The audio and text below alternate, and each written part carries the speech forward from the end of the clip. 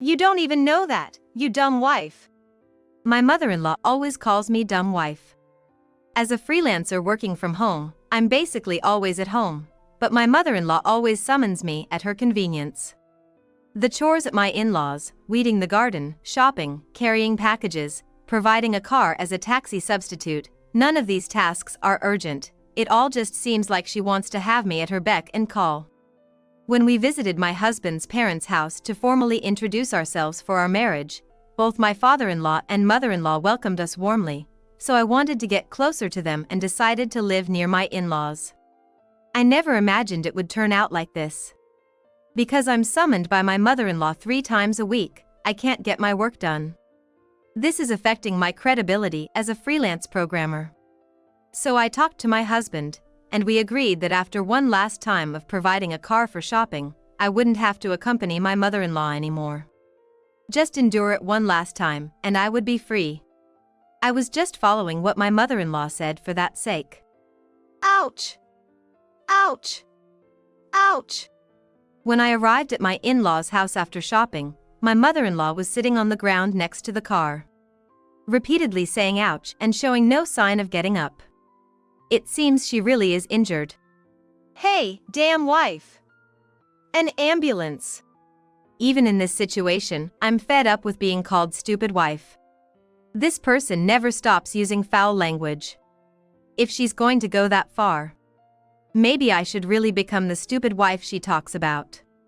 An ambulance, right? I'm Yvonne.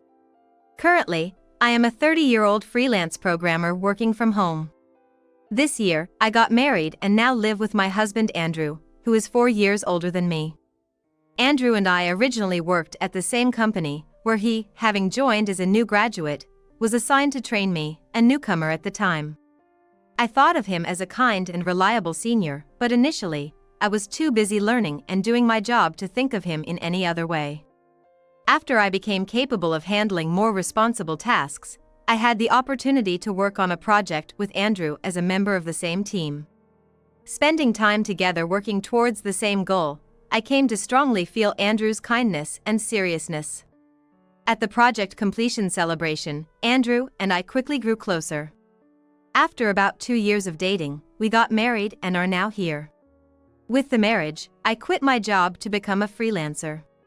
Even so, I still get work from my former company, and I've been able to maintain good relationships with companies I've worked with before, successfully taking on work. After getting married, we rented an apartment close to Andrew's parents' house. My parents' house is about a 4-hour drive away, which isn't easily accessible, but Andrew's parents' house was close to where we originally lived. When we visited to introduce ourselves before the marriage, they treated us very well, and I hoped to get closer to such kind parents, so we decided to live nearby. Furthermore, in talking to Andrew's father, I found we had unexpected things in common. For instance, a manager at one of my clients and Andrew's father knew each other.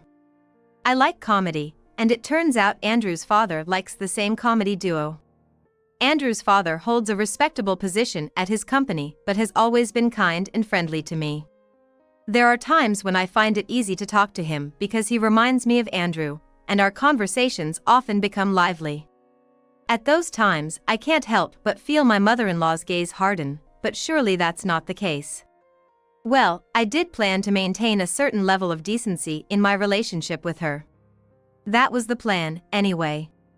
Lately, my mother-in-law has been contacting me more frequently. The requests are usually things like wanting me to weed the garden, or telling me to buy eggs because they're on sale at a certain supermarket and to bring some to her house as well. She probably thinks I have too much free time since I'm home, assuming I'm idling away my hours. I've explained that I work from home, but my mother-in-law, who has been a homemaker all her life, seems to have a hard time grasping the concept of modern remote work culture, often saying, "You're always at home, aren't you?" Even though I'm at home, I have set working hours just like when I was employed at an office, and I spend that time focused on my work.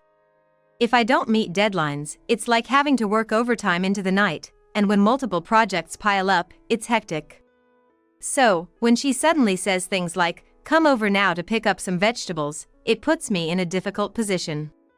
I've repeatedly explained that I'm working just as if I were going to an office and have declined her requests, but she seems to ignore what I say and keeps making the same requests, even increasing the frequency of her contacts. She might be getting more insistent because I'm not complying with her wishes. But I also want to do my job properly. Being a freelancer, my credibility is at stake. However, my mother-in-law didn't give up that easily. When I refuse, she started bringing her tea-drinking friends from the neighborhood to my house unannounced. "You haven't been coming over at all, so I brought these myself. Look at all these vegetables. They're wilting because you never come to pick them up, but they're still edible, right?" she would say, bringing over a bunch of nearly spoiled vegetables and standing at the front door chatting endlessly. "Don't you have a job or something? But taking care of the house is also a wife's duty, isn't it?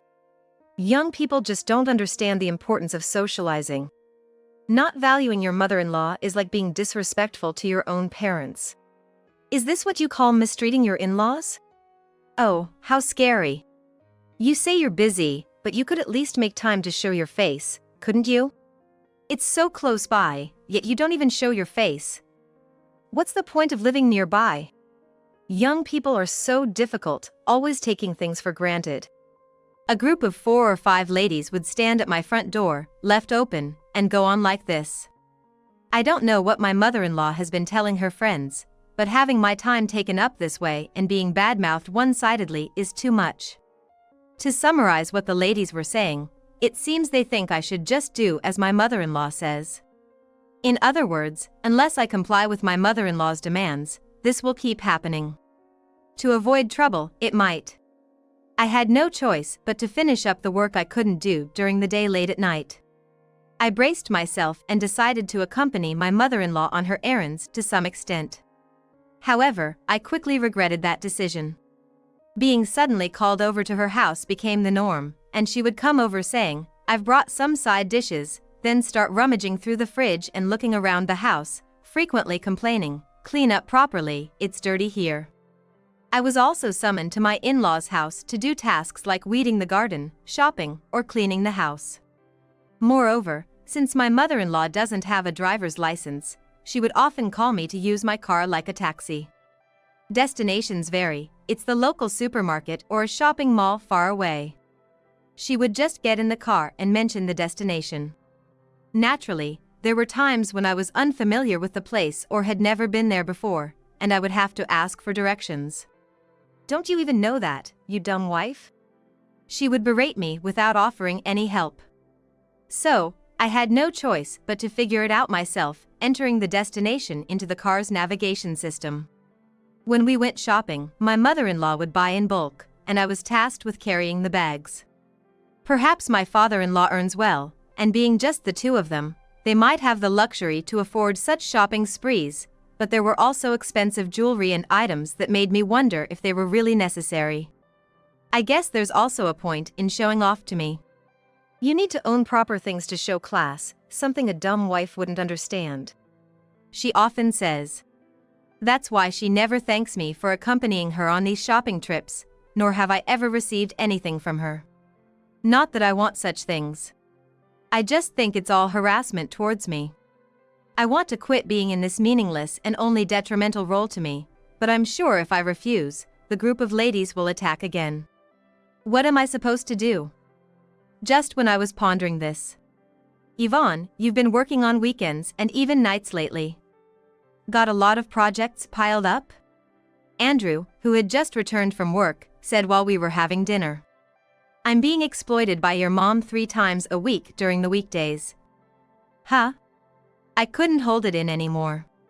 Maybe I was just too tired. Irritated, thinking whose fault does he think this is? I've been told to clean the yard or come pick up vegetables and such. By my mom? To you? Yeah. Even when I say I can't go because I have work, she doesn't listen, and then she brings her friends over to our house and they all complain loudly, accusing me of bullying my mother-in-law. Every time, she tells me to start the car right now. Then, I have to carry all the luggage. I can't work at all during the day. Andrew looked puzzled. Perhaps that's understandable. After all, in front of Andrew and his dad, his mom is acting like a good wife and wise mother. The very image of an ideal housewife, always serving and stepping back 3 paces behind her husband. Not that his dad is domineering, and Andrew, having lived on his own for quite a while, doesn't mind doing household chores. But when his mom is around, she does everything, insisting men should just sit down. Interestingly, in front of Andrew and his dad, she calls me Yvonne, not dumb wife. But when it's just us, it's dumb wife. When the men are around, she doesn't make me do anything. Instead, she shows concern for me, which is quite astonishing. I've never seen anyone so skillfully toggle their two-faced nature. Thus, to Andrew, his mom is the perfect mother, always kind and considerate towards the family. I agreed to live near Andrew's parents, thinking the same. But the reality was different. A mother-in-law with a terrible hidden side. Still, speaking ill of Andrew's own parent wouldn't sit well with him, and he seems to like his mom, so I thought it better not to say anything. But I wanted Andrew to understand. My mom did that? Can't believe it? It's not that I can't believe. Do you think I'm lying? I believe you don't lie. That's a relief. If Andrew had called me a liar, it would have been grounds for immediate divorce. Hey, can you ask her to stop? The weekday callouts are really tough on me. You mean, I should talk to mom about it? Yeah. If I say anything, it just ends with shut up, dumb wife.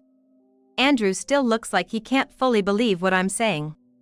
But he must understand that doubting me here is the real problem. All right, I'll call her now. Thanks. Please do so. Maybe Andrew thought I'd panic if he made the call in front of me, assuming I was lying. But there's not a single lie in my words, so I'm not worried. In fact, if a gentle rebuke from her dear son makes my mother-in-law tone down, I can easily forgive such a small suspicion. Andrew pulls out his smartphone, swiftly navigates it, and puts it to his ear. Hey, Mom, yeah, I'm eating right now. Pork ginger, but I wanted to ask you something. I can almost picture the excitement in my mother-in-law's voice from getting a call from her son. Is it true you've been calling Yvonne over 3 times a week to run errands? I'm a bit disappointed by the way he's asking. It's as if he's just asking because I told him so. Well, it's true, so I guess it's fine.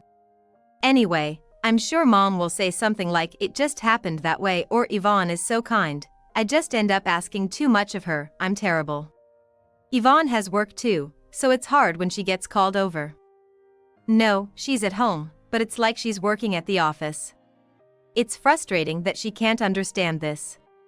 Probably my mother-in-law wants me to quit my job and just have kids and take care of the house already. Like she did. And she wants me to listen to her, loud and clear.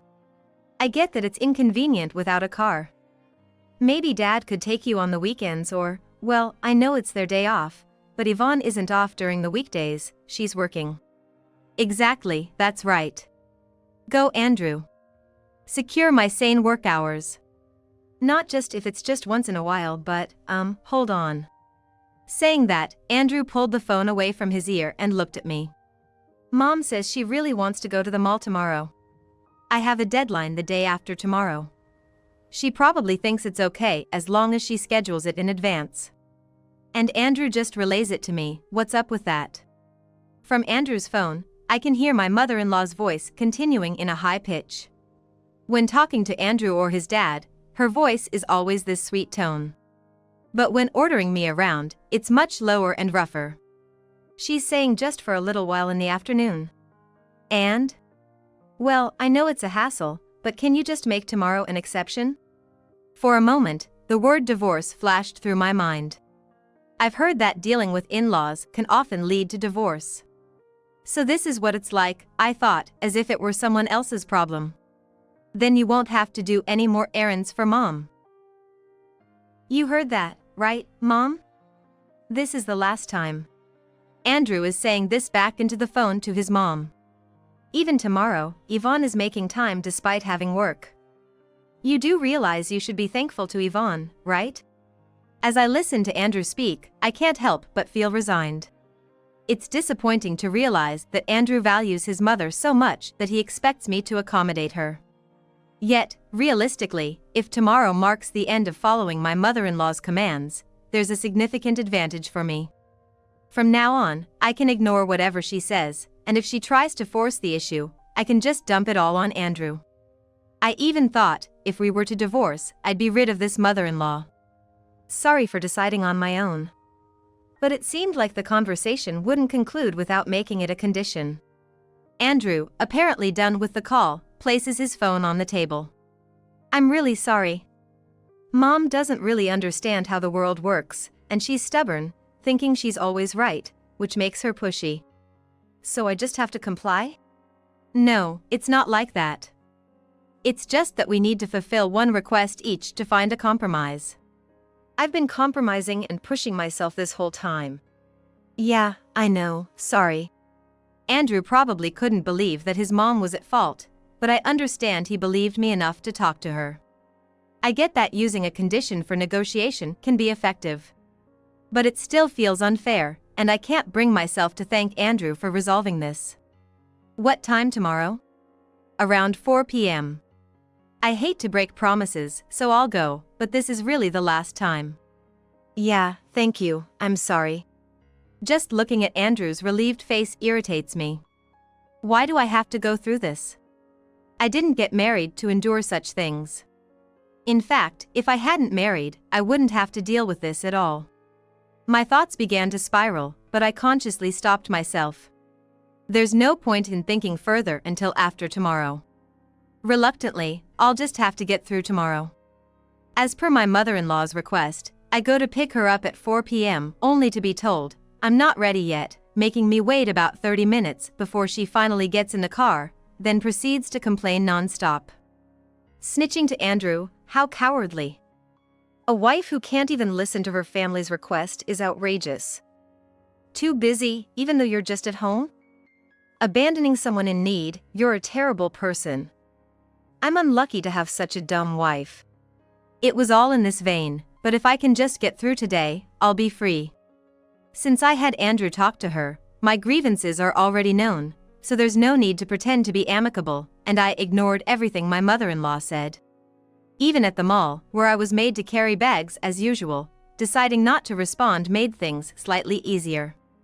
Perhaps as a form of harassment, my mother-in-law bought especially heavy, large, or expensive items, but after finally finishing shopping and loading the bags into the car, I was ready to head home. Dropping off my mother-in-law and the shopping bags at her house meant this ordeal was finally over. She kept talking on the way back, but I wasn't listening anymore. All I wanted was for this to end. I could think about only that. Upon arriving at her house, I immediately got out and went to the trunk. Could you open the front door quickly? Otherwise, I'm leaving everything right here in front of the door. When I got out of the car and said that, my mother-in-law was making a fuss, probably worried about her belongings being left at the front door. She quietly opened the sliding door at the back and got out, and then... Oh no! It hurts! There was a loud noise, followed by my mother-in-law's voice raising a commotion. Wondering what had happened, I walked around to the back of the car and saw my mother-in-law sitting on the ground. It hurts, it hurts. Approaching her, I saw the open door, my mother-in-law sitting on the ground, and the contents of her bag scattered around. Did you fall while getting out? It's this car. The door. It trapped my foot. I think it's broken. It must be out of frustration. She was lashing out. But this car's automatic sliding door comes with a pinch prevention feature that reverses the door if it detects an obstacle during closing. The fact that the door is open means she either fell out of the car or closed the door too quickly while getting out and almost got trapped. Sitting and yelling, she might indeed have hurt herself, but it's likely due to her own carelessness. It hurts. Hey, dumb wife. An ambulance. Even in such a situation, my mother-in-law's foul language is unbearable. Always calling me a dumb wife. If she's going to keep saying that, maybe I really should act like the dumb wife she claims I am. An ambulance, right? An ambulance. You heard me, dumb wife. Wee-oh. What? Wee-oh. I decided to fully embrace the role of dumb wife. She only said ambulance. Not call an ambulance. So, I just kept imitating ambulance sounds. Stop it. Wee-oh. Enough. That's it. My mother-in-law managed to grab her phone that had rolled out of her bag and called the fire department herself to summon an ambulance. I continued making ambulance sounds until it arrived, amusing myself with the bewildered look on my mother-in-law's face. After a few minutes, the ambulance arrived. My mother-in-law was still unable to move, so the paramedics examined her and then transported her into the ambulance with her right ankle stabilized. Should I come along? I don't need an idiot like you, obviously. She was still yelling, and the paramedics were trying to calm her down. Not that I had any intention of joining her. Are you a family member? One of the paramedics asked me. It seems the hospital she'll be taken to has been decided. She's my mother-in-law. I'll follow in my car to the hospital. Understood. Please go to this hospital. I was handed a note with the name of the hospital written on it. It's a general hospital about a 20-minute drive from here. After seeing off the ambulance, I decided to contact my father-in-law and Andrew before heading out. Both were just finishing work and said they would head directly to the hospital. The hospital is near where my father-in-law works, and for Andrew, it's just a quick stop on his way home from the office. I guess we'll talk when everyone's together. Muttering to myself, I got into my car. When I arrived at the hospital and was shown to the treatment room by the hospital staff, there were my mother-in-law with her right ankle firmly stabilized, my father-in-law, and Andrew, all together. How terrible to get my leg caught in the door. As soon as she saw me, my mother-in-law, sitting on the treatment bed with her legs stretched out, started ranting. Yet, with my father-in-law and Andrew present, her tirade was less than half its usual force. Excuse me? It's a fracture. You're responsible for it. I had anticipated something like this, but I didn't expect her to start accusing me in front of my father-in-law and Andrew. Does she really believe her assertion that I caused her injury will be taken seriously? Looking at Andrew, he sighed deeply before speaking. It's a hairline fracture. She put her full weight on her ankle and twisted it. It's because of her. That woman trapped my leg in the door. It's a stress fracture because of you. Mom, you twisted your own ankle. That's why you got hurt. My mother-in-law interrupts Andrew's explanation with her own high-pitched complaints. Twisting her ankle means she probably failed to exit the car properly and fell. Why are you trying to blame me? Because you're bullying your mother-in-law. Being accused of bullying for an accident you had on your own. Shut up, dumb wife. It's your fault. You're the bad one. My involvement seems to bring out my mother-in-law's true nature. Even in front of my father-in-law and Andrew. Enough now. My father-in-law snapped at my continuously ranting mother-in-law. There's no reason for Yvonne to do such a thing. If anyone's been bullying, it's you. But, that girl, she never listens. Being a daughter-in-law and all. Be quiet. Yvonne, can you tell us what happened? My father-in-law apparently never believed my mother-in-law's story from the start. Good. Let's lay everything out. All right. Shall we go to the parking lot? I can explain using the car. After asking the nurse to look after my mother-in-law, the three of us headed to the parking lot. When I saw my mother-in-law sitting on the ground, the rear door was open. So, she either failed to exit the car properly, or closed the door too quickly and made contact, or somehow didn't land properly. I demonstrated by opening the car's sliding door. If the door makes contact while closing, it reopens like this. It's a safety feature that comes with automatic sliding doors. When I touched my arm against the sliding door as it was closing, the door stopped moving and started to open again. That's right. With the old manual sliding doors, maybe, but with automatic ones, it's hard to get trapped unless you fall out of the car. It was her ankle she fractured. Andrew said, sounding exasperated. It looks like you really were being overworked, Yvonne. Sorry for asking you to do this today. Andrew apologized meekly. Although there's a lot I want to say to him, making everything clear is the priority right now.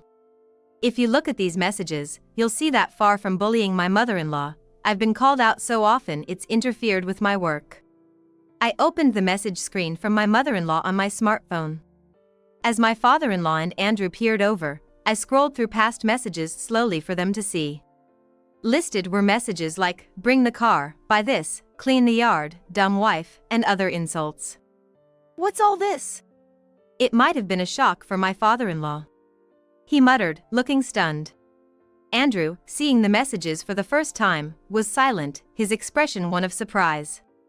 By the way, I was carrying bags today too, but didn't have time to unload them from the car, so here's what was bought.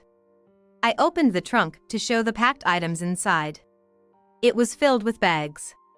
Many of which were large items, including brand-name goods and jewelry. Let's go back.